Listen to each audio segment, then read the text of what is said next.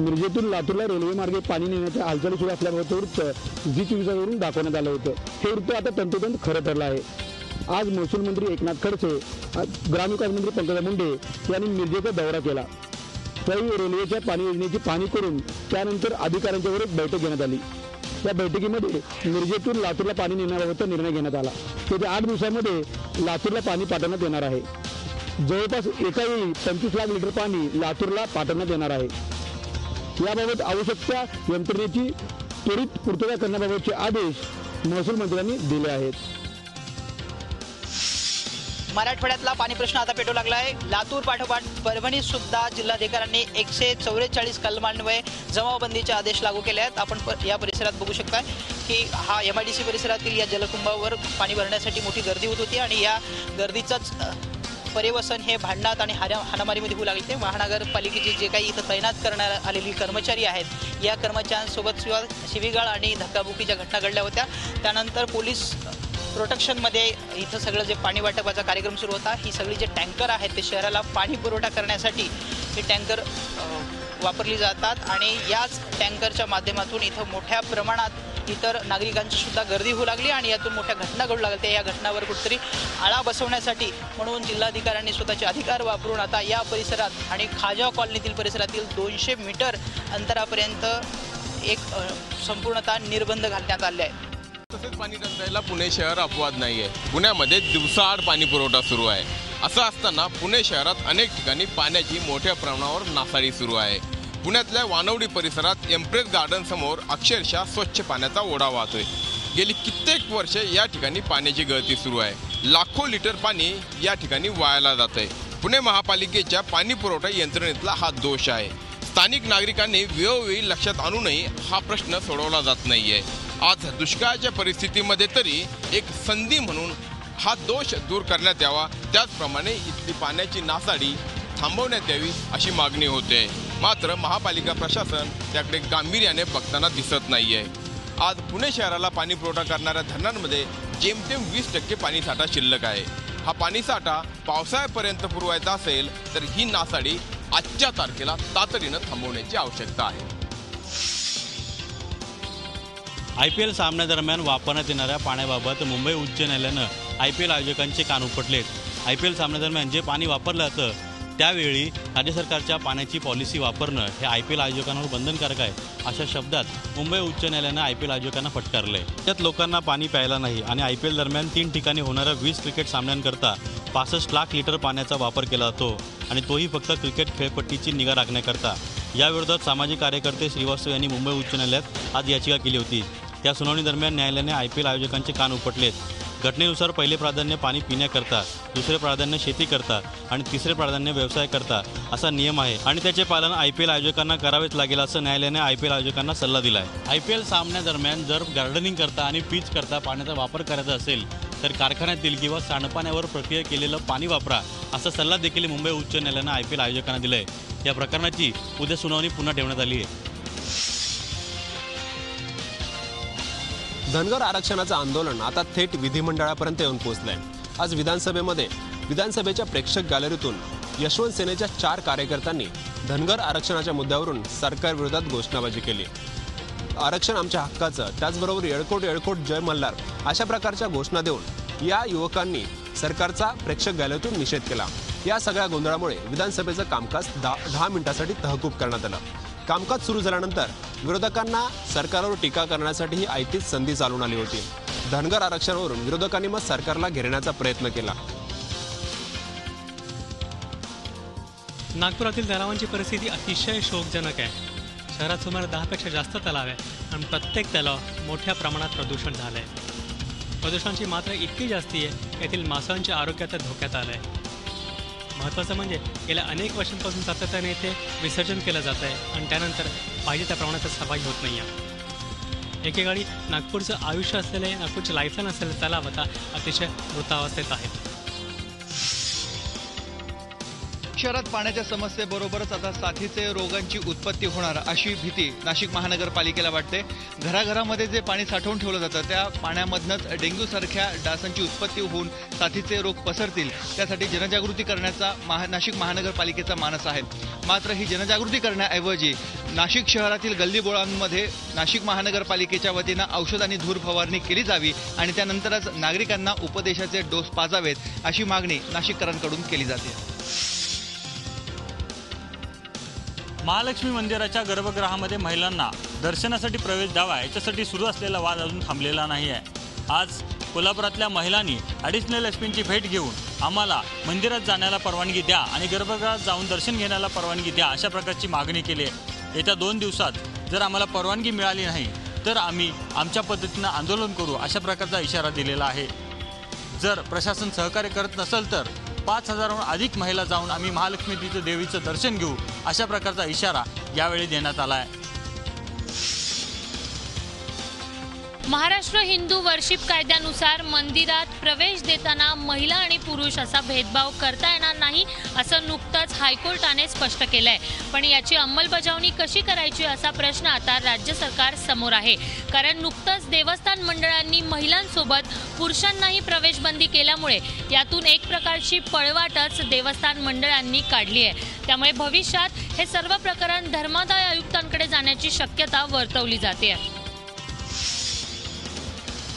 भाजपा खासदार किरीट सोमय्या यांच्या आरोपानंतर आता नाशिकचं अशोका बिल्डकॉन चांगलंच वादात सापडलं आहे. त्यांच्या आरोपानंतर या ठिकाणी आज इन्कम टॅक्सच्या अधिकाऱ्यांनी धाडी घातल्या आणि आज सकाळपासून या ठिकाणी त्याची चौकशी सुरू आहे. जवळजवळ 8 ते 10 अधिकारी या ठिकाणी अचानक आले आणि त्यांनी पूर्ण कार्यालयाचे दरवाजे बंद करून अधिकाऱ्यांसोबत चौकशी सुरू केलेली आहे. तब्बल 7 तास झाले आता ही चौकशी सुरू आहे आणि त्यानंतर यावर काय कारवाई होते याकडे सर्वांचं लक्ष लागलं आहे. मागील महिन्यात भाजप महिला कार्यकर्त्यांच्या मेळाव्यामध्ये राडा घातल्याप्रकरणी शिवसेनेचे नगरसेवक सुधाकर बडगुजर यांना आज मुंबई नाका पोलिसांनी अटक केलेली आहे. या अटकेचे पडसाद शिवसेना भाजप यांच्या संबंधामध्ये जसे बघायला मिळतील तसेच पडसाद शिवसेनेमध्ये अंतर्गत देखील बघायला मिळणार आहेत. कारण या अटकेमुळे शिवसेनेतील अंतर्गत गटबाजी उफाळून येण्याची शक्यता अधिक दिसून येते. गेल्या अनेक महिन्यांपासून प्रतीक्षेत असणारी एसी लोकल अखेरकार मुंबईमध्ये दाखल झालेली आहे. ही लोकल चेन्नईमध्ये तयार करण्यात आली आहे. ही लोकल आता कुर्ला कारशेड इथे ठेवण्यात येणार आहे. त्यामध्ये आणखी काही कामं जी आहेत ती पूर्ण करण्यात येणार आहेत. ही कामं पूर्ण झाल्यानंतर या लोकलची चाचणी घेतली जाणार आहे. ही चाचणी यशस्वी झाल्यानंतर येत्या काही महिन्यामध्ये ही रेल्वे जी आहे ती मुंबईकरांच्या सेवेसाठी उपलब्ध होणार आहे. त्यामुळे येत्या काही महिन्यामध्ये मध्य रेल्वेच्या खास करून हार्बर रेल्वेच्या प्रवाशांचा प्रवास जो आहे तो कूल होणार आहे असं आपण म्हणू शकतो. देशातील वेगवान ट्रेन प्रवाशांच्या सेवेत दाखल झाली आहे.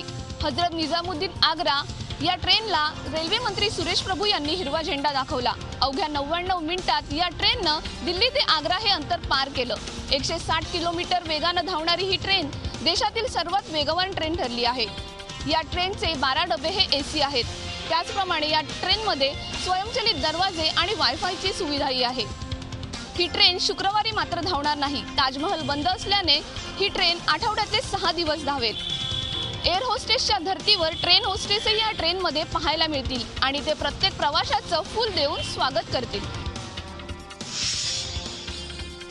सर्वसामान्यांसाठी दिलासादायक बातमी म्हणजे अपेक्षेप्रमाणे आरबीआयचे गव्हर्नर रघुराम राजन यांनी रेपो रेटमध्ये 0.5% कपात केलेली आहे आणि अर्थात याचा परिणाम हा गृहकर्ज, वाहन कर्ज आणि त्याचप्रमाणे औद्योगिक कर्ज स्वस्त होण्यामध्ये मदत होणार आहे. तसंच या झालेल्या सगळ्या निर्णयांमुळे बँकांकडे आता खेळतं भांडवल उपलब्ध होणार आहे आणि त्यामुळे कर्जसुद्धा स्वस्त उपलब्ध होणार आहेत आणि सर्वसामान्यांसाठी ही दिलासादायक बातमी आहे. मात्र या सगळ्या घडामोडींमुळे आज शेअर मार्केट कोसळलं. सेन्सेक्समध्ये 516 अंशांची घसरण झाली तर निफ्टी सुद्धा 156 अंशांनी खाली आला.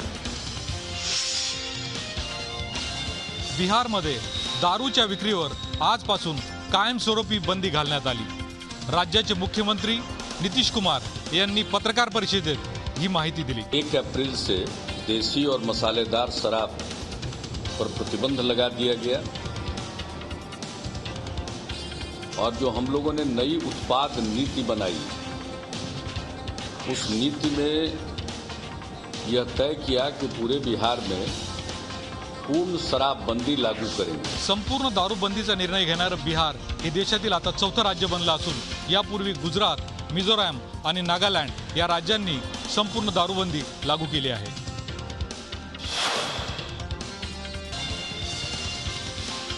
एकमेकांचे कट्टर राजकीय विरोधी पक्ष असलेल्या शिवसेना आणि मनसेला आपापसात स्पर्धा करण्यासाठी कुठलंही कारण पुरेसं असतं। यावेळी या दोन पक्षांमध्ये स्पर्धा रंगली आहे हिंदू नववर्षाचं प्रतीक मानला जाणाऱ्या गुढीपाडवा या सणावर।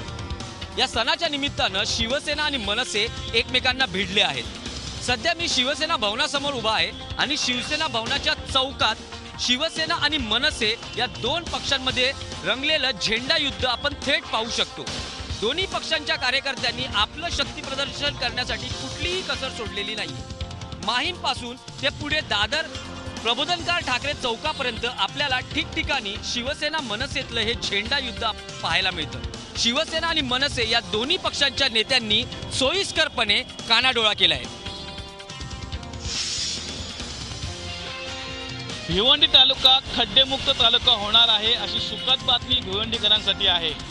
भिवंडी तालुक्याचा जर विचार केला तर भिवंडी तालुका हा गजबजलेला आणि खड्ड्यांचा शहर अशी याची ओळख किंवा खराब रस्त्यांचं शहर अशी याची ओळख। परंतु MMRDने यावेळेस 167 कोटी फक्त रस्त्यांसाठी मंजूर केलेले आहेत। एकंदरीतच जे छोटे गाव आहेत त्यांना 50 लाख, जी मोठी गावं आहेत त्यांना 2 कोटीचा खर्च फक्त रस्त्यांवरती करण्यासाठी सांगितलेला आहे।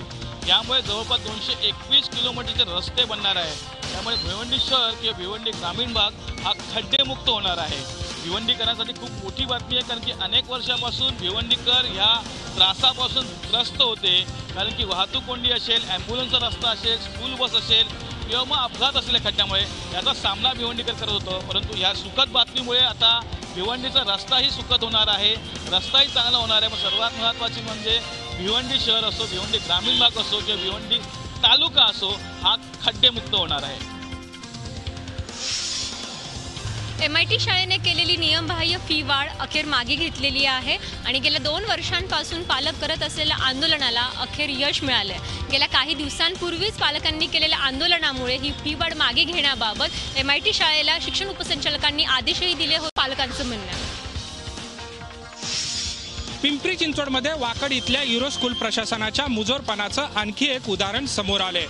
पालकांना विश्वासात न घेता युरो स्कूल प्रशासनानं तब्बल 30% फी वाढ केली आहे। जे पालक या फी वाढीला विरोध करतायत त्यांच्यावर गुन्हा दाखल करू अशी धमकीही प्रशासनानं दिली आहे। युरो स्कूल प्रशासनानं काही पालकांना विद्यार्थ्यांचे दाखलेही परत केलेत।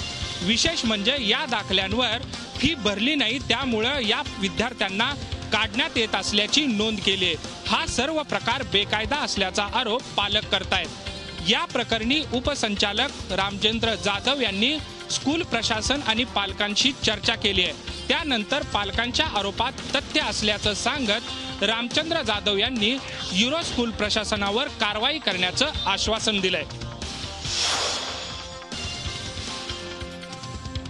शिपायानं इंजेक्शन दिल्यामुळे राजापूर तालुक्यातल्या देवाचे गोटणी येथील एका शेतकऱ्याचे 3 जनावरं जे आहेत ते मृत्युमुखी पडलेत। या संदर्भात आता जिल्हा परिषद पशुसंवर्धन विभागानं या शिपायावर कारवाईचे आदेश दिलेत। असं असलं तर या शिपायानं नेमक्या कोणाच्या आदेशाने हे इंजेक्शन दिलं याची चौकशी सध्या जिल्हा परिषदच्या मार्फत केली जाते। देवाचे गोटणे येथील 3 शेतकऱ्यांच्या तब्बल 30 जनावरांना हे इंजेक्शन देण्यात आलं होतं। त्यातल्या 3 जनावरांचा जो आहे तो मृत्यू झाला होता आणि तब्बल 27 जनावरं जी आहेत ती अत्यावस्था आहेत। या संदर्भात आता जिल्हा परिषदेनं चौकशीचे आदेश दिले असले तरी या शेतकऱ्यांना नुकसान भरपाई कशी मिळेल याचा सध्या चाचपणी जिल्हा परिषदेच्या मार्फत केली जाते।